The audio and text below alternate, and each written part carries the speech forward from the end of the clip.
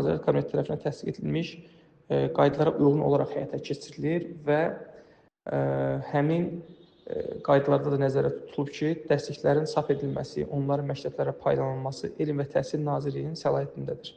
Hazırda ölkəmizdə təxminən 4500 orta məktəb fəaliyyət göstərir ki, burada da təxminən 1,5 milyondan çox şagird təhsil alır. Və qeyd etdiyim kimi, orta məktəblərdə şagirdlərə dərs vəsaitləri pulsuz təqdim olunur və artıq tədris ili başlayana qədər, yəni sentyabr ayının 15-nə qədər bütün şagirdlər, bütün dərsliklər ilə pulsuz təmin olunmalı idilər. Ola bilər bəzi məktəblərdə bu hal baş verməyib, yəni məktəblərdə şagirdlərə dərsliklər tam paylanmayıbdır. Artıq 2 həftədir ki, dərslər belə deyək başlayıbdır və bu dərsliklərin verilməməsi müəyyən problemlər yarada bilər. Burada həm tədrisin təşkilinə, həm də şagirdlərin zəruri biliklər əldə etməsində ciddi problemlər yarana bilər.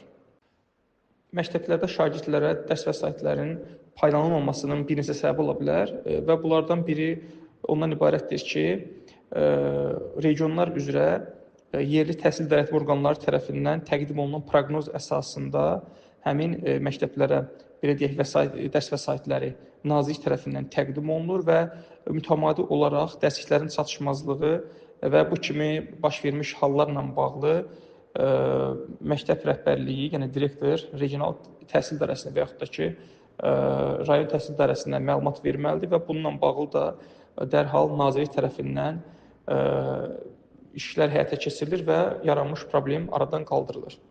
Və təbii ki, rayon məktəblərindən Bakı şəhərinə və digər regionlara da şagirdlərin yer dəyişməsi baş verir və təbii ki, bu da müəyyən qədər proqnozların yanlış olmasına gətirib çıxara bilər. Amma hər bir halda, hər hansı bir problem yarandığı təqdirdə məktəb rəhbərliyi, yəni direktor mütləq şəkildə bu barədə qeyd etdiyim kimi regional təhsil idarəsinə və yaxud da rayon təhsil idarəsinə məlumat verməlidir və problem aradan qaldırılmalıdır. Əgər valideynlərin dərsliklərinin çatışmazlığı ilə bağlı hər hansı bir problem varsa, Elm və Təhsil Nazirliyinin qaynar xətti 146 ilə əlaqə saxlaya bilər, yaxud da ki, Portal.edu.az saytından da nazirliyə müraciət göndərə bilər. Amma hər bir halda hər hansı problem yaransa birbaşa məktəb rəhbərliyi direktora bildirərək də bu məsələni həll edə bilərlər.